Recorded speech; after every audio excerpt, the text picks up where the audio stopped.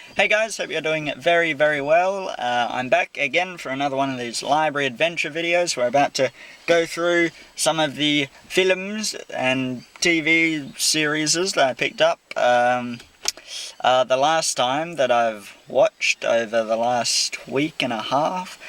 And we're going to pick up some more, and I'm just going to quickly sort of go through each one with you.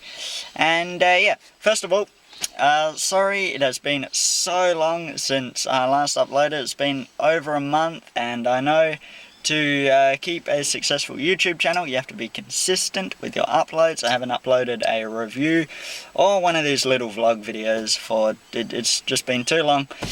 So yeah, basically the reason being, I'm going to tell you why, is I started a new job recently. Well, I signed an 8-week contract as a builder's labourer, and the work is far away from home. It's in the mountain. I've had to rent out a cabin to stay in for, like, during the week. I'd come home each weekend, and the work was 10-hour days, 7:30 until 5:30. So yeah, very hard work, very busy, but it's good. I've been enjoying it. Anyway, let's just dive straight into these. First one up, Metalocalypse. Yeah, am I saying that right? Metalocalypse, alright? Yeah. Animated, sort of comedy, kind of adult comedy, very outrageous and over the top, about a heavy metal band called Death Clock, and oh man, I'm blanking on what this was even about. Actually, I think they're gonna, if they continue to play gigs, an apocalypse will happen or something, and there's these people out to stop this metal band from ending the world with their brutality, their blackness. Yeah, I'm not the biggest heavy metal fan. To be honest, the current length of my hair might be deceiving in that regard, but really I'm just not really a metal fan. I'm more into progressive rock, like the Rolling Stones, The Doors, Lou Reed, the list goes on and on and on and on, as well as sort of the more recent indie bands and tunes like on Triple J. Speaking of which, let's put the car in thingamy and get the radio on. Triple J is a radio station here in Australia, the greatest radio station of all time, and yeah, they play a lot of local music, and yeah, I'd really recommend checking them out. But because I'm not really all that into heavy metal in general, Metalocalypse isn't really the kind of show that I'd want to spend hours and hours watching. And the character of Murderface in this, yeah. Alright, next up, oh here we go, a classic, A Streetcar Named Desire. We went from Metalocalypse to A Streetcar Named Desire. That's probably not healthy, but this is, yeah, it's a classic 1951 film starring Vivian Leigh and Marlon Brando. Yeah, I really liked this. It really is a great film. Based on the play, that definitely makes sense because most of the film takes place in very still locations, long scenes in single locations, which, yeah, it would work as a stage play. It's definitely very dialogue heavy. Interesting characters. Marlon Brando is a creep, I thought anyway. Yeah, the ending leaves much for interpretation. I thought this was a really interesting film. So yeah, Streetcar Named Desire, kind of a romance, but kind of also a bizarre drama with weird character dynamics. But yeah, I definitely recommend that. Okay, this next one is Tom Cruise in Jack Reacher. Now this comes from the same director as the latest Mission Impossible film, Rogue Nation. This really isn't your straight-up action Tom Cruise blockbuster. This is much more of a detective story, very dialogue-heavy. Yeah, it's a mystery film.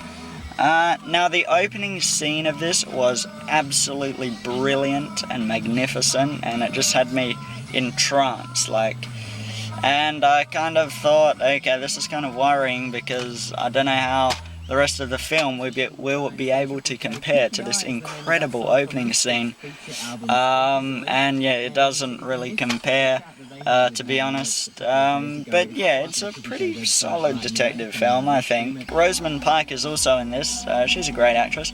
She often plays either really like sympathetic, likable kind of women, or her character in Gone Girl. But that's fine, it works for her, and she really is a great actress. But yeah, Jack Reacher, it's alright if you like detective stories. Okay, this next one, Be Kind Rewind, starring Jack Black and Mos Def. Now, Mos Def's pretty much the star of this film. This is from the director of Eternal Sunshine of the Spotless Mind, Michael Gondry. Now, I really enjoyed this film. This is a great comedy film. What this is about is it's about two guys who own a video store. Yes, that is a VHS tape rental store. They haven't existed for a while. But yeah, they run one of them. They get into a bit of trouble. I'm not going to spoil how, but basically they accidentally cause every tape in the store like to be blanked, so that every time it's put into a VHS player, it's just static. So they've erased every film. So what they do, they try and recreate each film DIY style on a budget of nothing, and it's really quite a funny film. It has a lot of nods and references to a huge variety of other different movies, some of them very bizarre films that no one really knows about, like some really obscure references of films like Gummo, which I haven't seen. I'm not sure if I really want to see that. I've heard some things about Gummo. But yeah, a great film if you are a film buff, because there is a lot of references to some very obscure and a very huge variety of different films. Okay, this next one, an anime film, a classic untold, it's Akira. 1988 it was made. Now, this was a long time ago. They didn't have today's digital graphic design technologies to generate all these richly coloured images. What the hell was that? What was that? I just heard a sound. Yeah, these richly coloured images that we're so used to seeing. This was all manually done, and it is incredible what they were able to accomplish. The film is a visual masterpiece. Unfortunately, that's all it really is, and because of that, I've never been a fan of anime at all. I'm afraid I've just never got into it. The only anime thing I've really enjoyed is the film Spirited Away. That was incredible. I loved it. A really great story, and very bizarre and scary, but a lot of fun as well. But yeah, this Akira, I couldn't really get into it. I didn't even watch it the whole way through, to be honest. I can understand that anime fans will love this, but just not really for me. Okay. This next one, British television series, Peaky Blinders. Now this stars Cillian Murphy, or Cillian Murphy. He played the Scarecrow in Batman Begins. He was the main character in 28 Days Later. He's the main star in this. Sam Neill and Helen McCrory are also in it. It's sort of a gangster show set in the 1920s, I think.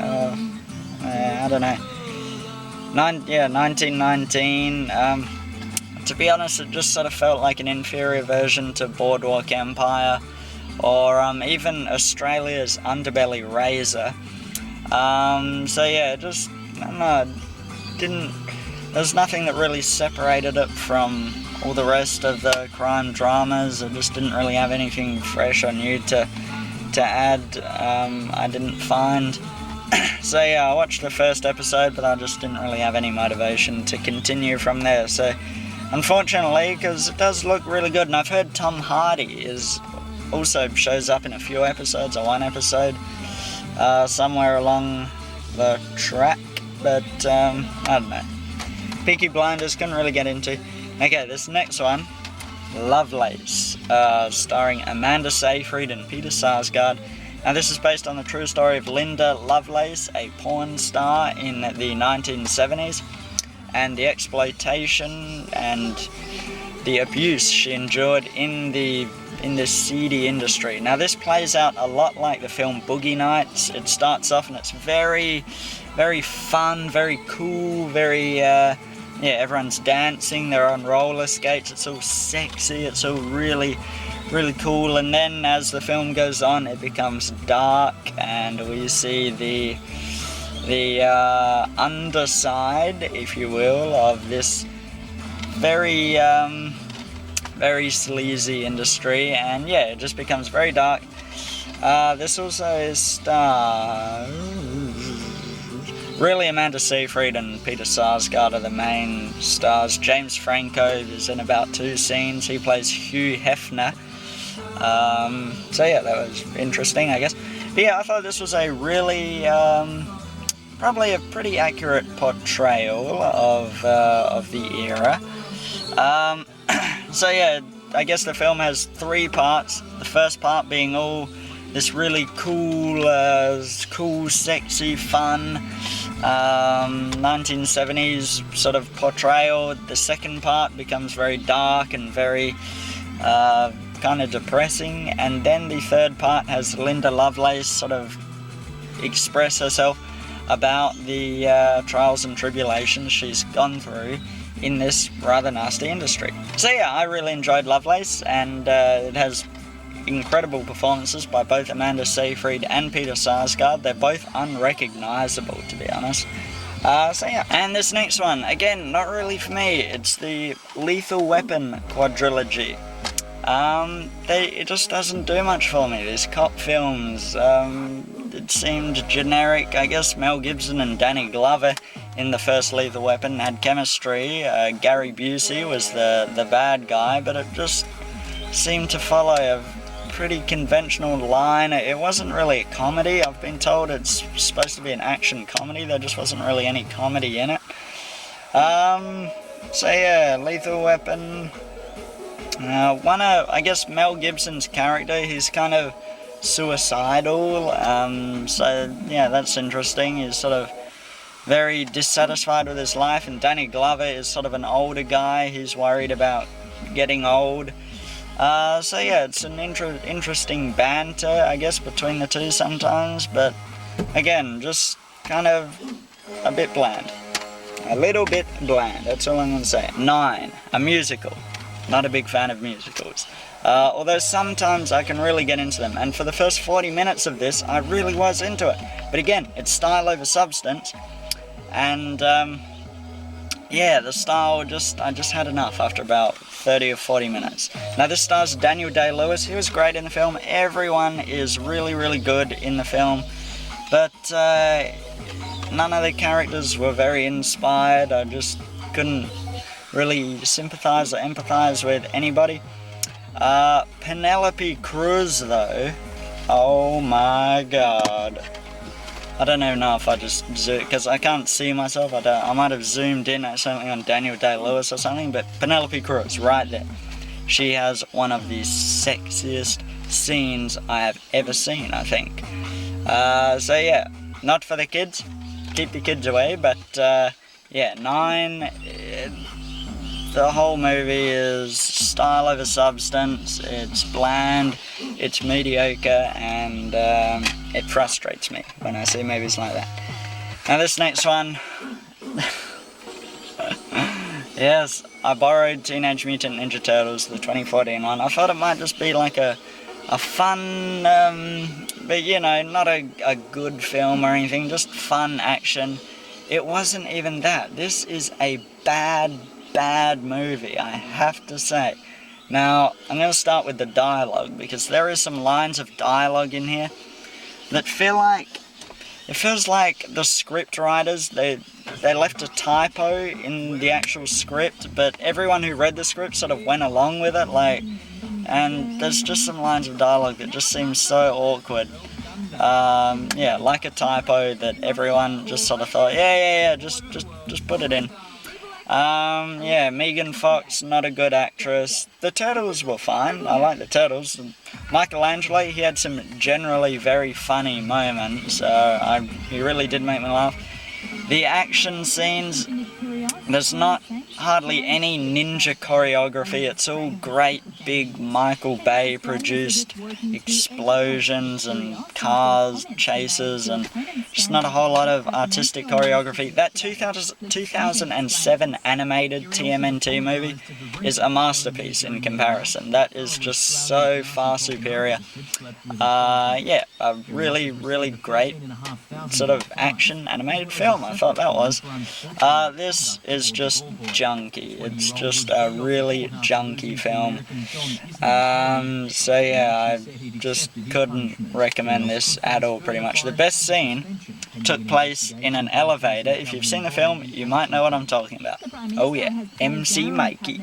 And the second best scene is the very opening scene, and there's some really well done animated sort of, it just looks very artistic. There's this 3D sort of animation. It looks very comic booky. It looks very much like Sin City, the film Sin City. So yeah, I enjoyed that, but overall, this is a bad film. Avoid it. Anyway, let's get going and try and pick up some good ones. Okay, I've repositioned the camera about 30 times in this video. Here we go, and then do it again. Yeah, repositioned and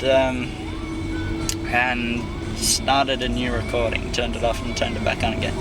Anyway, I got the DVD, so I had to get some petrol on the way home. 40 bucks of petrol, fun times, but I also got a little refreshment.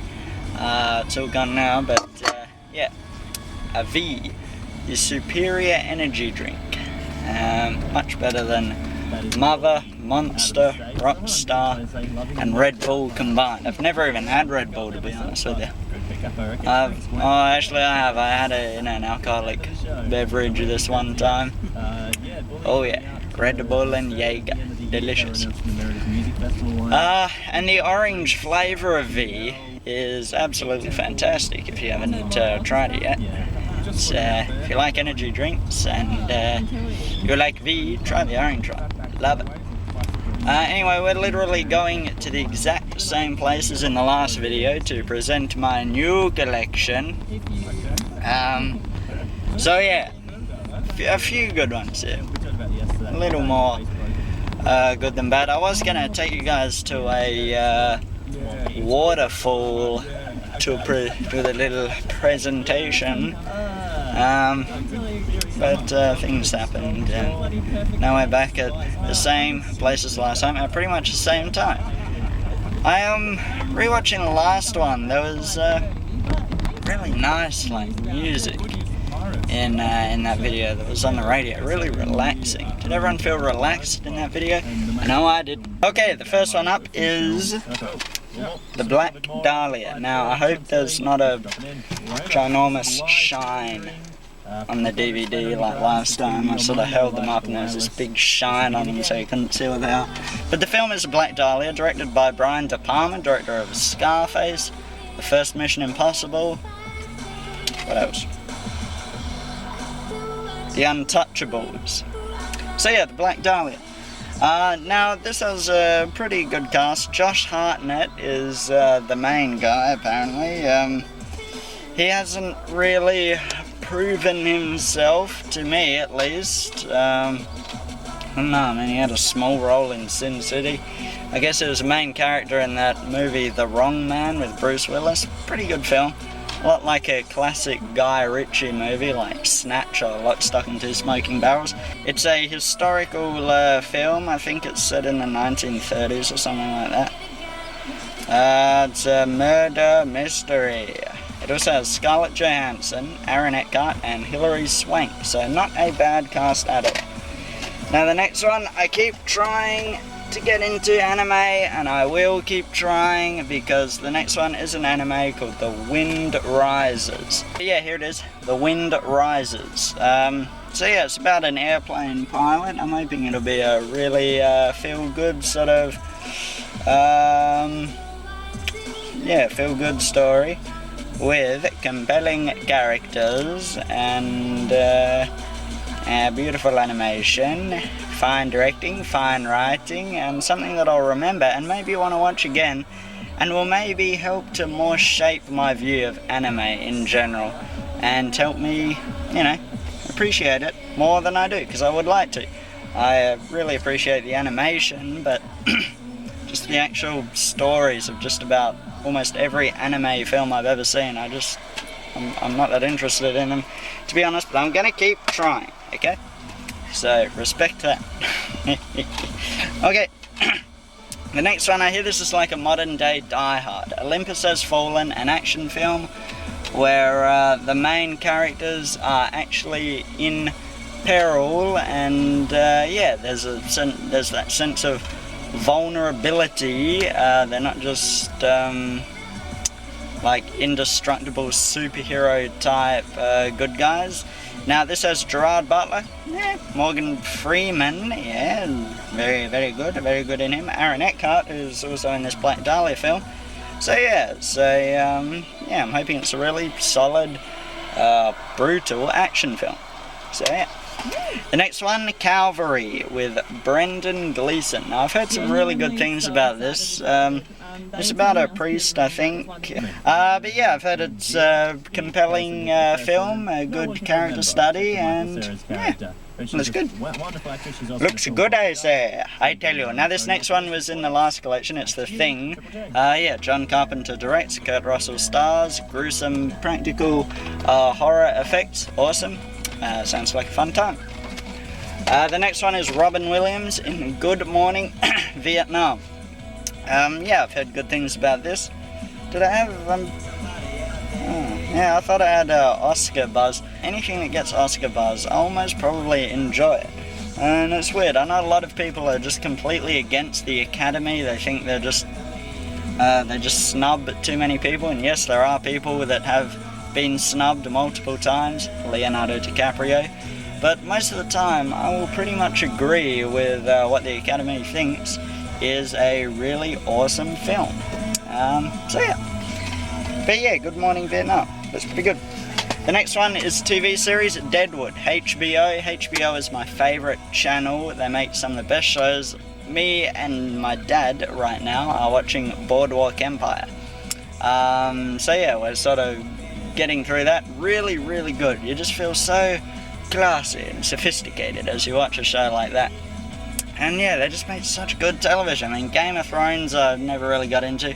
I loved True Blood. That show was insane and insanely good. And yeah, they just made some of the best shows. And yeah, this is a Western series with Ian McShane, so it sounds pretty good. I've heard good things. This next one, Hitchcock. Now, I haven't actually heard anything terribly good about this. I've heard it's a fantastic performance in an alright film by Anthony Hopkins, who plays Hitchcock himself, Alfred Hitchcock. But the rest of the cast is really appealing. Helen Mirren, Scarlett Johansson, Toni Collette, Danny Houston, Jessica Biel, and James Darcy. So, yeah, this Hitchcock film, it could be interesting. I'm hoping it is. The only Hitchcock movie I've ever seen is Psycho, and I really liked it. So yeah, Hitchcock. Now this next one is The Hunger Games Catching Fire. I've only seen the first Hunger Games. I've heard this is the best one, both the best film and the best book in the series. I've also read the first Hunger Games book, but I am looking forward to seeing Hunger Games Catching Fire. I've heard Mockingjay Part 1 is really disappointing because it's basically just this whole big setup of Part 2, and they just didn't need to have 2 parts at all. So yeah, I've heard Mockingjay Part 1 is just a completely pointless film that just doesn't need to exist, basically, is what I've heard. And so yeah, I don't have great motivation to see that, at least not until Part 2 comes out. But yeah, we'll see. And this next one, this last one, is Lost in Translation with Bill Murray and Scarlett Johansson. There's a lot of Scarlett Johansson today, that's weird. But a good thing, definitely a good thing. Directed by Sofia Coppola, and this one, Best Original Screenplay.